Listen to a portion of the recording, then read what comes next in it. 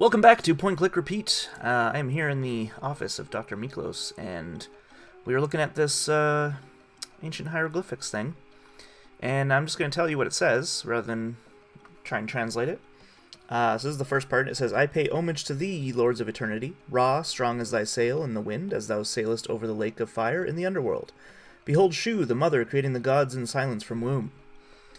And then you actually can move this... Don't touch it. Oh. Don't touch. Don't touch. I thought you could move it.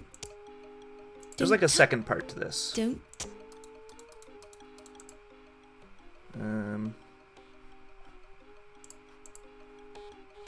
that's weird. Anyway, there's another part that says, quicker than greyhounds and fleeter than light, let me not be burnt, let me not be consumed, let me not perish as my mummy lies prostrate in my tomb. And there's a couple little, I guess, clues there that might hint you towards something later, but what do we have here? The bottle says Dr. Moribund's guaranteed snake oil. Great, let's get it. Oh.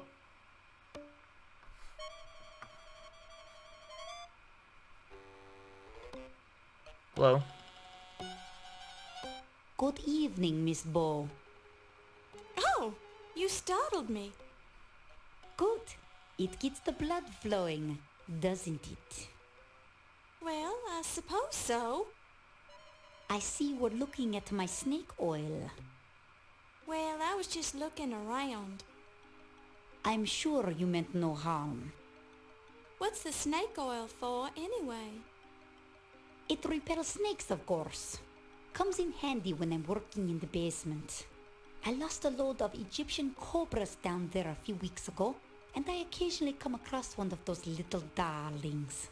What? Those snakes always want to bite me, but I'm sure they don't mean anything by it. It's just their way. They get nervous very easily, you know. Normally, I love to watch them kill things.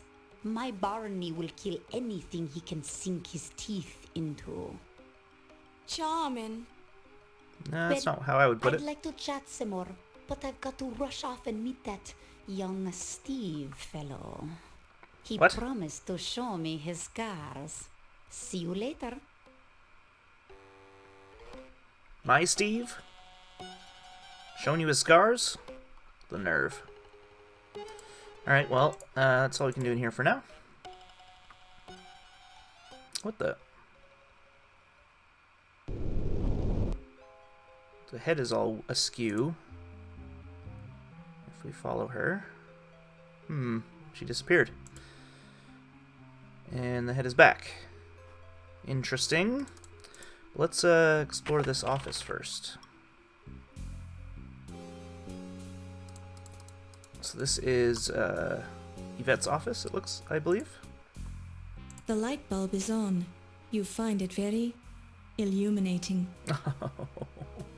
You are too much. So we actually have to turn this off. So we're going to need that light bulb. Let's see what's in the trash.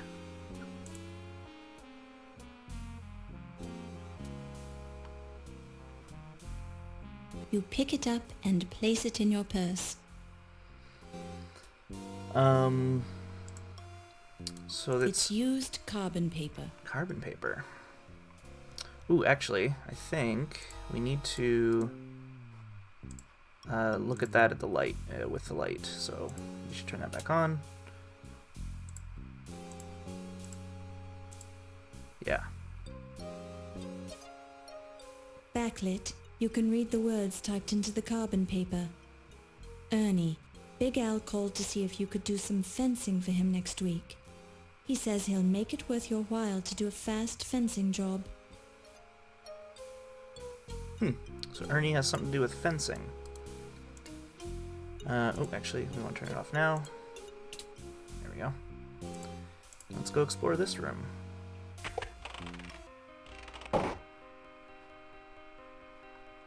Oh, I believe we just heard something. Sorry, I clicked through that, but muffled voices from the room we just left, so let's listen. Come a little closer, Monsieur Najir. I am wanting to show you something. And what would that be, Miss Delacroix? Look at the palm of my hand. It is a lovely palm, to be sure. But what am I supposed to see? You see this line, monsieur? It is my love line. My goodness, Miss Delacroix. It goes all the way up your arm and disappears up your sleeve. Would you like to see where it ends up, Ramses? Well, Have you ever been to Paris, Ramses? no, I can't say I ever have. Then you have never seen the Eiffel Tower? No, Well, by all means, let me show you. Miss Delacroix, please. I'm a married man. Oh dear. Have you forgotten who let you into the museum, Ramses? Have you forgotten who showed you the secret room for your little ceremonies? You haven't, have you? No, I haven't, but Then you will let me give you the grand tour of the tower, no? we'll have to go somewhere else. I don't feel safe here. Lead the way, monsieur. Alright, well, Yvette's getting frisky with someone else now. You put your hand in the fireplace. You remember when you were a little girl and used to burn your fingernails off. Unfortunately, except for this little trip down memory lane, there's no other point in doing this. Okay. I think, yeah. I was like, I'm pretty sure you get charcoal from there, but I have to look at it first. You pick it up and place it in your purse. Alright, and we can use that on the notepad that we got from Pippin's corpse. Rubbing the charcoal over the notepad has made the imprint readable. Yvette, 8 o'clock, Egyptian rum. Tut, 10:15 Egyptian rum.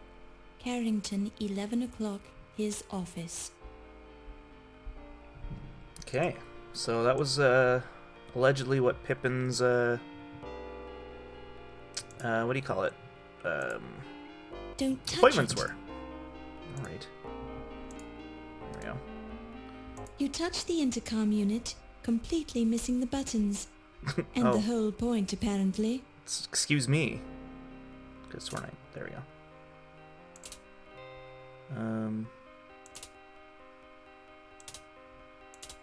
No.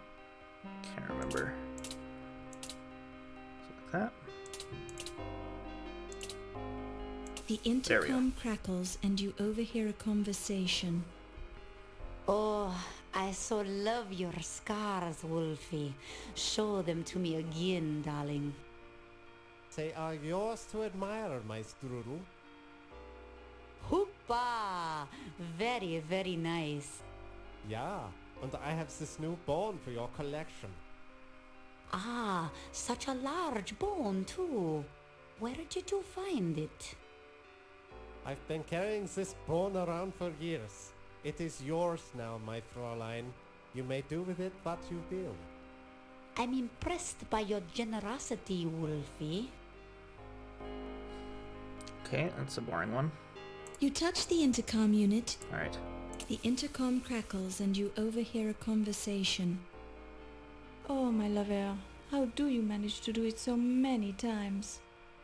Sure, and a man's What? got to do what a Wasn't man's she just with got Ramses? to do. And you do it so well. He sure gets Try around. and keep your voice down, lass. Someone might hear us. Oh, I do not care, my amour. Life, she is something we only enjoy once. Sure, and begorra, I do this at least 50 times a day to stay in shape. He's so Irish. 50 times, ooh la la. And what do you call this movement? Sit-ups, lass. I also do 50 push-ups each day. Then I run a few miles. You thought they were doing something lewd, didn't you? He's just The doing intercom push-ups. Or crackles sit-ups. and you overhear a conversation. I'm telling you, pal, you're not supposed to be down here. Nothing poisonal, Mac, but Archie said I could scope the place out. Well, he didn't say anything to me about it. Neither did Mr. Hemlick. And he's the chief of security. It's okay, Mac. Don't get your britches in an uproar. Trust me. I'd only trust you about as far as I can throw you. Especially when you say it that there way. ain't no need for Trust me. physical violence, Mac. I'll give you 10 seconds. If you aren't out of my sight by then, I'm gonna hurt you real bad. You're touchy, ain't ya? But I was done down here anyways. See you around, Mac. Not if I can help it. Alright, I think that's it for convos we can When you hear. press the button, all you hear is static. Yeah. So we'll keep on keeping on. That's all we can do in there for now. We'll be back there later though. See if we can't get that light bulb now. Oh no, turn it off. Dang it.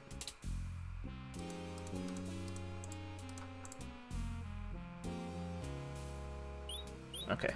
I was worried that would just turn it on You briefly pick it up would and place it in mean your I can't purse. get it. But all seems alright with it. I wonder why my controls like to save are disabled sometimes. Just certain areas maybe. It's Dr. Carrington. Let's do a little savey save. The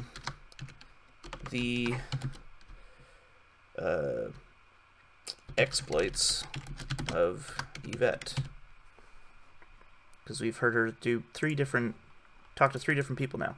Anyway, so in case it wasn't clear, the head on the thinker statue is what activates the secret passage over here. And oh dang.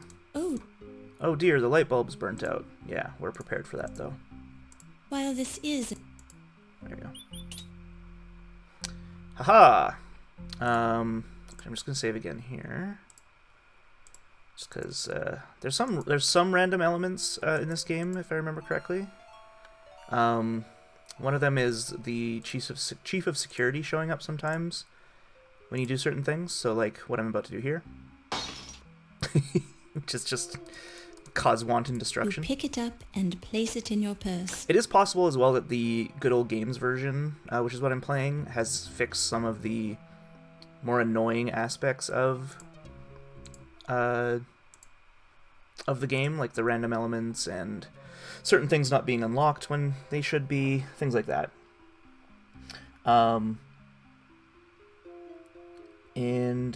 Yeah, let's I think we want to go back to, now that we have the lantern. Oh, hello. It's just hanging out. I think we want to go through the secret passage that's in this room, so let's do that. And this is kind of annoying too, where you actually have to turn it on before you activate the secret passage. Don't touch it. Which is this little bone here. Because once it opens, she just automatically goes in. And if it's dark in here when you go in, you just, like, get killed. It's like, it's kind of annoying.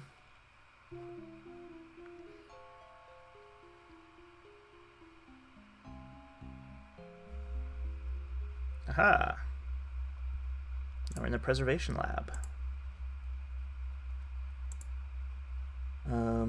Let's see.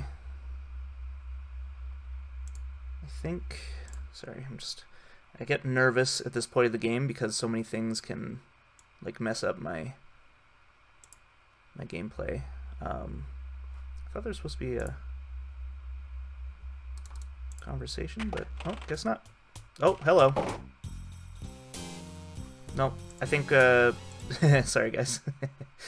I think we actually do want to, usually gives an indication if there's someone in there, but I think maybe this time we just have to do it. Interesting. There we go. I never noticed that before. You never noticed what, my love? You have a tattoo of the Eiffel Tower on the inside of your left eye. Ah, you are doing this to distract me, no? But I am worried about you, my Ernie. You are so big and so strong. But this ice pick fellow, he is a dangerous one, no? Yeah, he's dangerous, but I'll pay him his dough. Ernie Leach always pays his debts. Maybe you can do some more fencing for this Big Al. He pays well. Yeah, Big Al's a good customer, but there's only so much fencing I can do for one guy. This ice pick might try to make the example of you before you can pay him off. He keeps leaving these threatening messages. Don't worry, baby. Icepick knows he won't get his dough if he kills me. Maybe I can get into a hot poker game down at the Harlem Swinger and win enough money to pay him off. No, no, no. The gambling is what got you into this mess, my Ernie. Yeah, maybe you're right. But I've got bigger problems tonight. I saw something I wasn't supposed to see. What? You're better off if I don't tell you about it. Now, what's this on the top of your Eiffel Tower tattoo? Ooh. I think you know what it is, my Ernie. You've seen it before. And I always enjoy seeing it again, baby. Ah, you American men are so charming. Yep, so Yvette's just continuing to, just talk to everybody. I'm pretty sure that's all she's doing. Anyway, we won't interrupt them. But let's see what's in this door. Ah! Oh, Hello. good evening, Miss Bow. Hi, Hi. Dr. Miklos. I'm sorry if I startled you. Oh, that's okay. I enjoy being startled. And please, call me Olympia. No. Okay, Olympia. You enjoy being startled? It gets the blood flowing. I love it. I was just trying to find Daisy, my ferret. She usually has the run of the museum, but it's time for me to feed her. And you think she might be in here? Well, she's been spending a lot of time in here lately for some reason. She probably likes the unusual smells. Who knows? Can I help you look for her? Thanks, but I'm sure I can find her. Would you mind leaving me for a while so she'll come out of hiding? Certainly. Sorry to disturb you. Yeah, alright, well.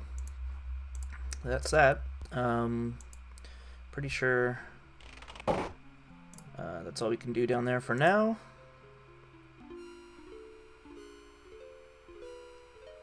We have a couple other things up here. I think there's one more conversation. Oop.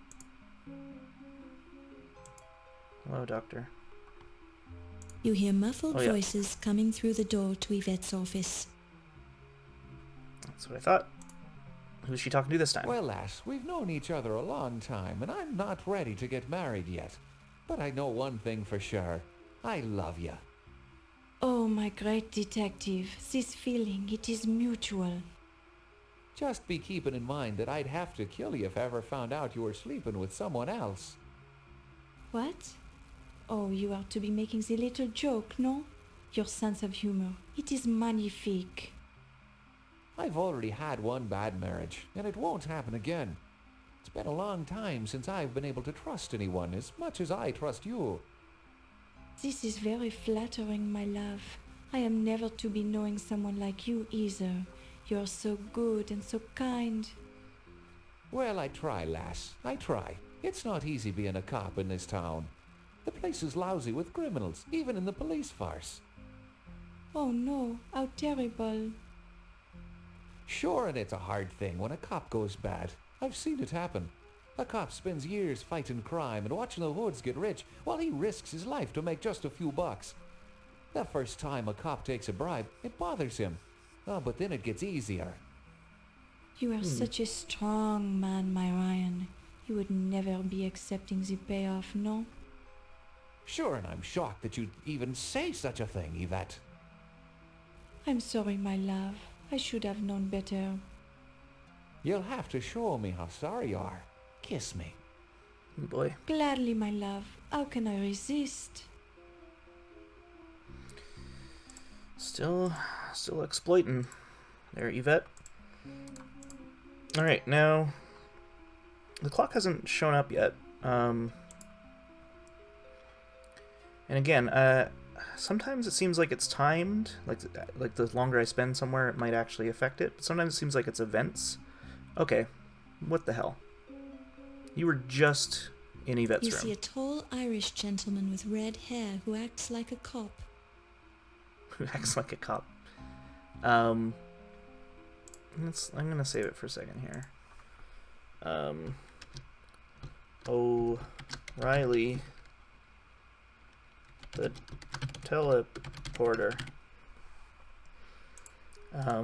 Let's get some more information from him. Let's ask him about Yvette. Now there's a lovely girl. A real lady, don't you know?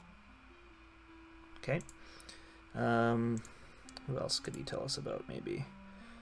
Actually, let's ask him about Carter since he's the dead one. Someone got tired of the man's big ego would be my guess. Any idea who might have killed him? Anyone who ever met him. Did you talk to the man? He was so full of himself, there wasn't space for anyone else to be in the room with him. How do you think he died? You discovered the body, you silly girl. He died because someone stuck a dagger in his chest, which tends to do that to a man. What happened Right. to his body after you examined it? The coroner was at the party. Maybe you met him. When he left, he took Dr. Carter's body with him, ego and all. Alright, well, anyway. It's weird how people teleport around this place. Anyway, we're supposed to see if... oh, there we go. Okay. So it does seem like in this version it's better at just triggering certain things based on events versus actual time, which is great. Because that was why we wanted to Good be here. evening, Dr. Smith.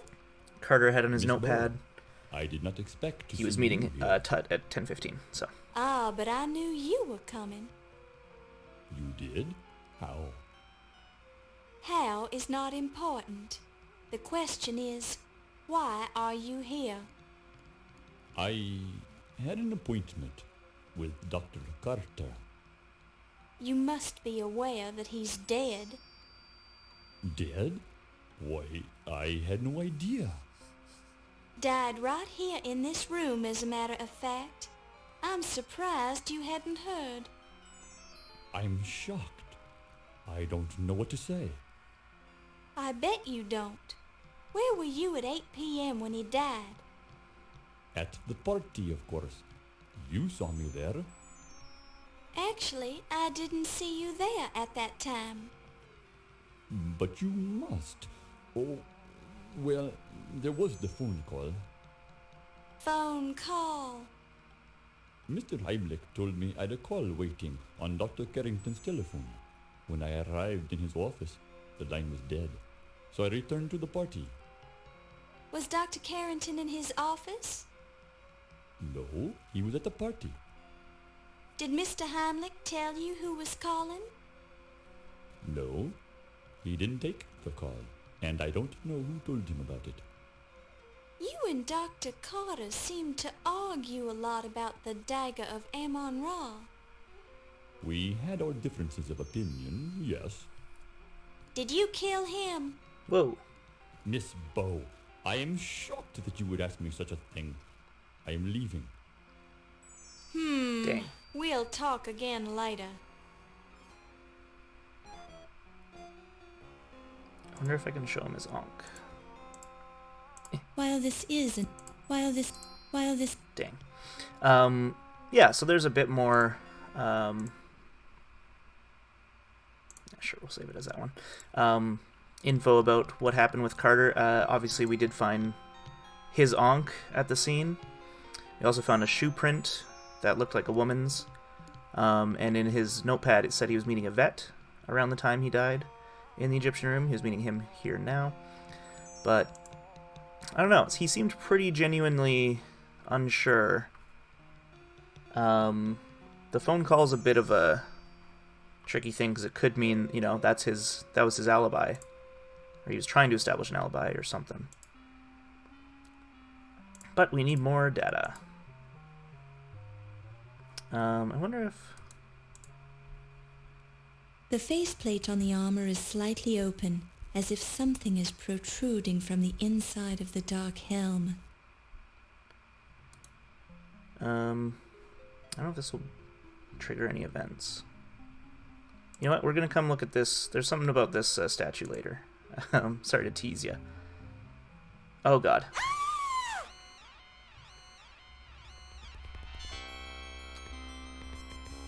We have another body, folks. The corpse is wearing a black tuxedo jacket. At the moment, it's a poor fit, especially around the neck. Because its head's Looks missing. aren't everything. The man's neck has been roughly cut. Gross. The left arm and hand are splayed out to the side. A quick glance reveals nothing grasped in the hand or up the sleeve. The right hand of this unfortunate soul is flung out to the side. You examine the pants currently being worn by the lifeless body on the floor. They're tuxedo pants with a thin stripe of satin up the side of each leg. The pants are stained with the usual fluids that seep out during death, which explains the smell, but you find nothing unusual. How ironic.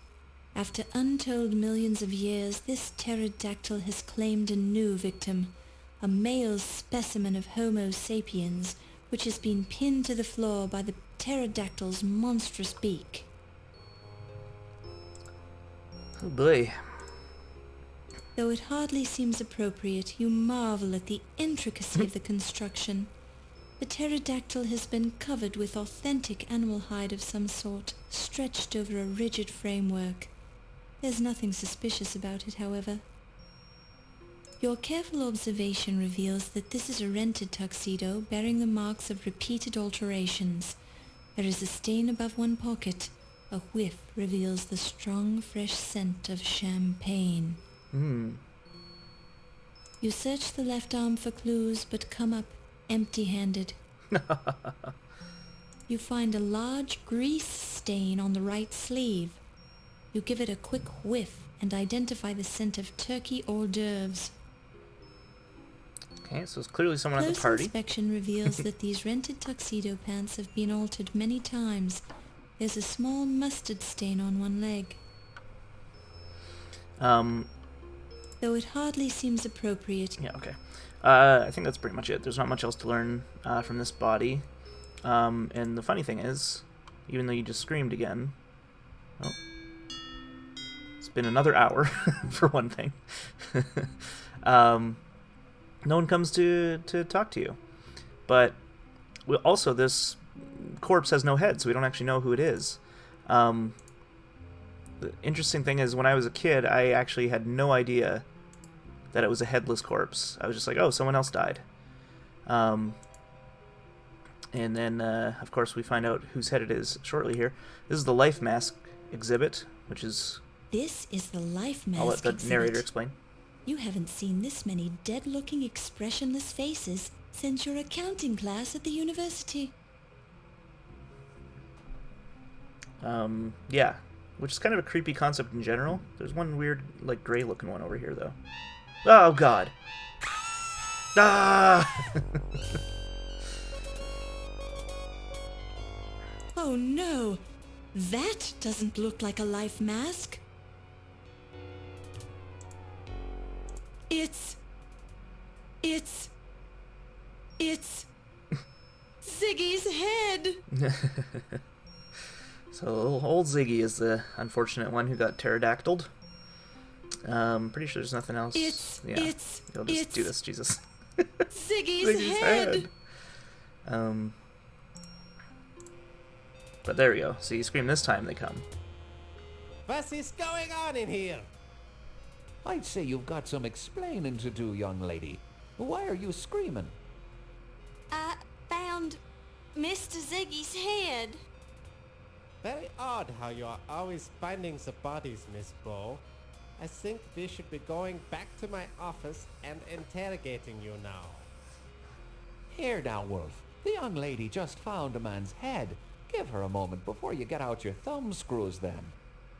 Yeah. Thank you, Mr. O'Reilly. Don't thank me, lass. I'm not saying you didn't kill the man. I'm just trying to restrain Mr. Heimlich's enthusiasm for his job. But I will get results. Let me talk to her privately.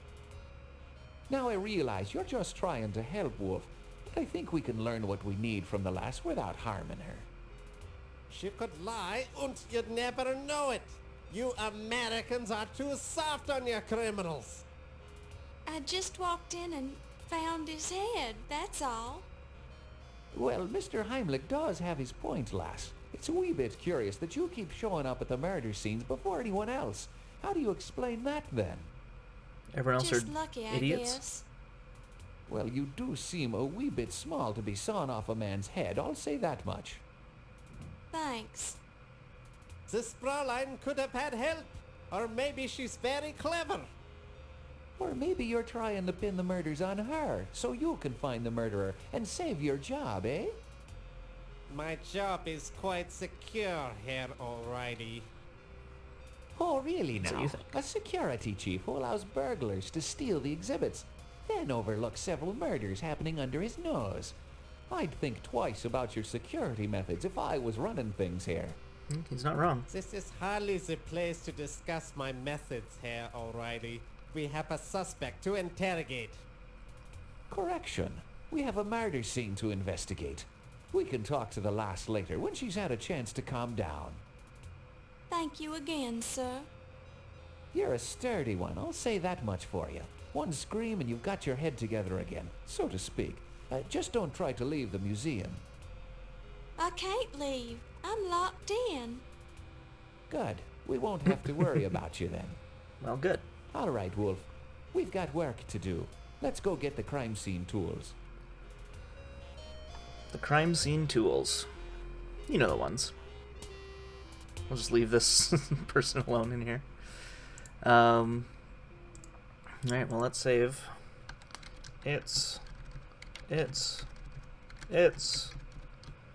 Ziggy's head. This is another thing that's kind of weird. So you can actually like make it fall down. You don't want to tamper with the evidence, so you leave it where it is. You just did. You just tampered with it, Laura. It just makes a fart sound. This game has a hard time finding a tone. Anyway. Let's head back. Oh, hi, Yvette. Who you messing around with this time? Doesn't seem to care that there's a corpse right there. Yeah, the tone's kind of off sometimes in this game, but alas. We want to head back down. Now that theoretically Wolf should be occupied with the crime scene, we can go to his office, hopefully, without fear of him finding us here. This is Wolf's office, filled with like tools and other things. You know, I haven't really shown you too many deaths, so let's have another death, shall we? We'll just save it over this way. There's a mousetrap here with a curious wire heading all the way up there, but you know, that cheese looks pretty good. Let's get some cheese. Oh god.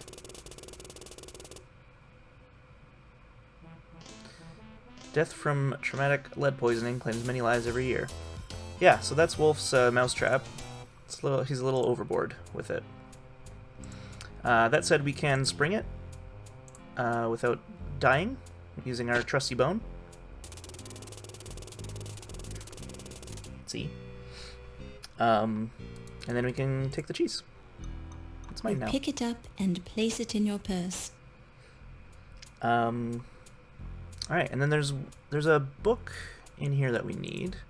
And I think I know the exact place to grab it. Don't touch it. Oh, maybe the not. intercom crackles and you hear... Wolfie, it's Olympia. If you can hear me, meet me in the armor room at 2 o'clock. You promised to show me your private scars, remember? See you there, Wolfcakes. Okay. So they're meeting at 2 o'clock. Did I use my magnifying glass, maybe? I thought it was this one. That's not upon... That's upon... That's... Eve... That's... Sorry, guys. Oh, there we go. I had to use These are my... books on art forgery. I had to use my, what do you call it? While the...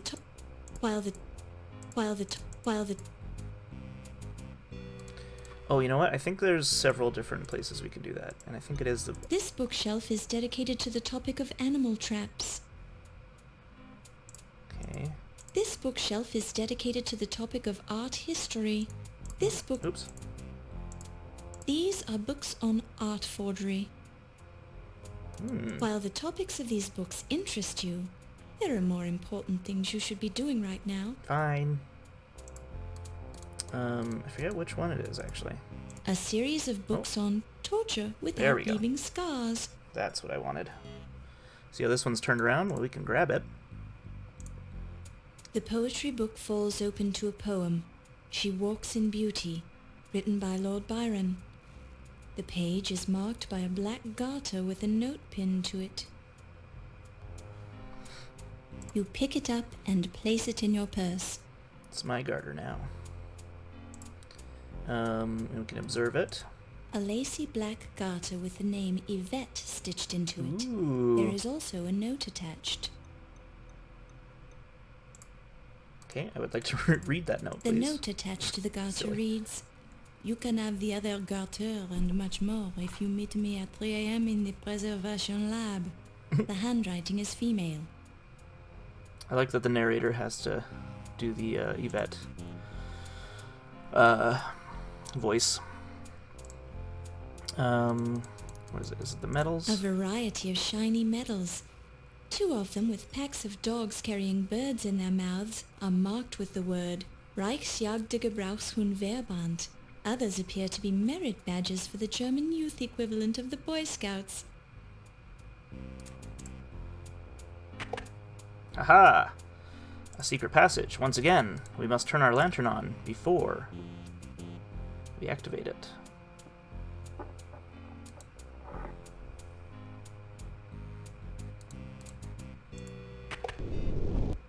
She goes right in.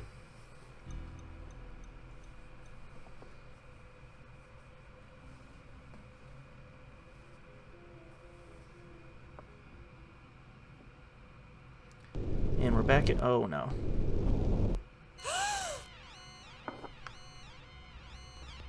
Oh, God. He's been porcupined.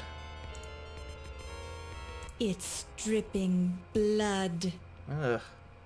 Just say it like that. Dr. Carrington's head holds no clues Carrington. that you can discover, except for the somewhat pained expression on his face. Porcupine quills, which appear to have caused Dr. Carrington's demise as they passed through his body, creating multiple perforations in many of his vital organs. 2 letters written in blood on the desktop. The clock appears to have been broken at exactly 12:04 a.m. Countess and Ziggy at 1 a.m. Medieval armor display. Interesting. The glass on the clock face appears to have been smashed during a struggle. Whether it was a struggle to wind the clock or a struggle for Carrington's life, it's hard to say for certain. The note is written in a man's handwriting, probably belonging to Dr. Carrington. The letters C and P are carefully written in blood on the desk, as if they were put there by the dying President Carrington. Perhaps identifying his murderer.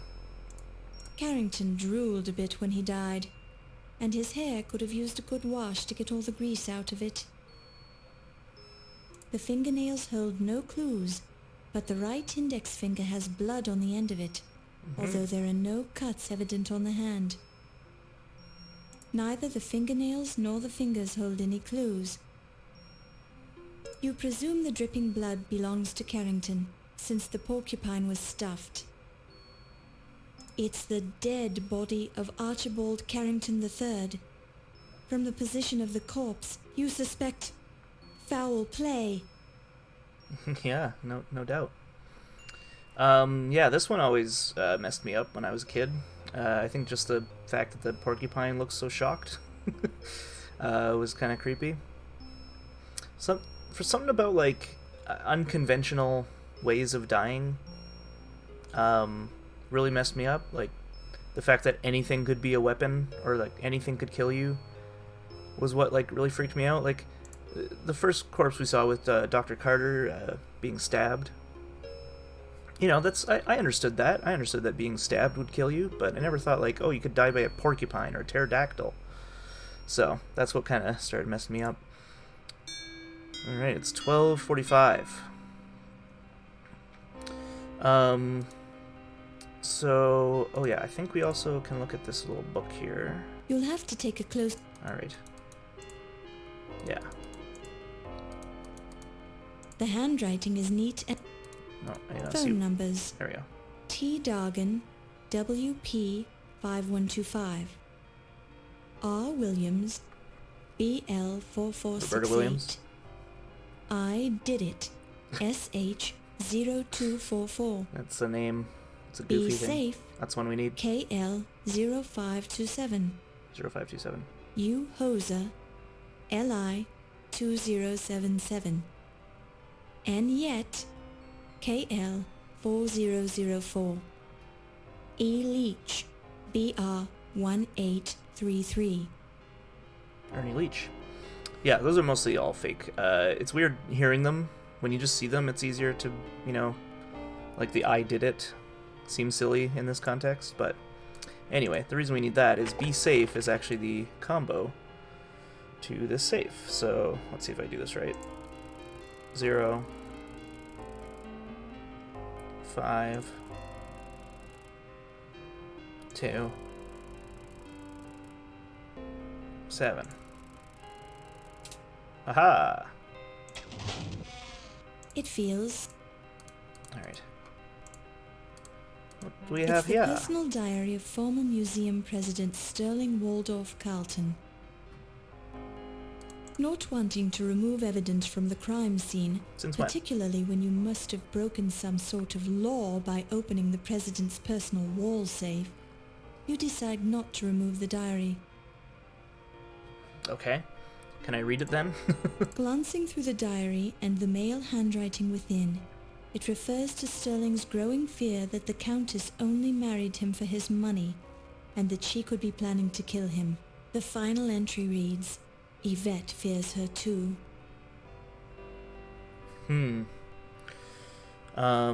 Yeah, Laura has a weird idea on what she can and can't remove from crime scenes, or what she can tamper with. Numerous hefty tomes on the topic of medieval armor. There we go. A large format illustrated version of Crime and Punishment by Dostoevsky. It's kind of a mean puzzle here for sure, because that's with a CP. It's a Oh. It's... That's May have to take it. Don't... There we go. CP means Crime and Punishment, so you're supposed to know to try and find the Crime and Punishment book, because we got this You in there. pick it up and place it in your A purse. police file. And let's take a look at it, shall You we? read a police report on the criminal career of one Watney Little, conman extraordinaire.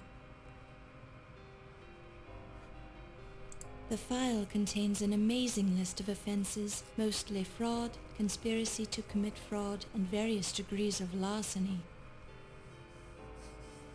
Glancing at the top of the page, you notice that the investigations were conducted by Scotland Yard.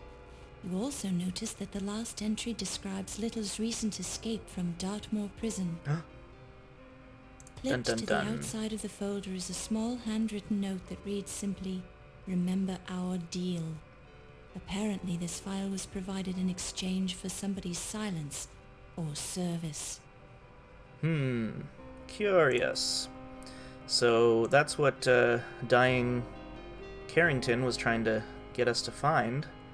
So maybe Watney Little had something to do with this. Anyway.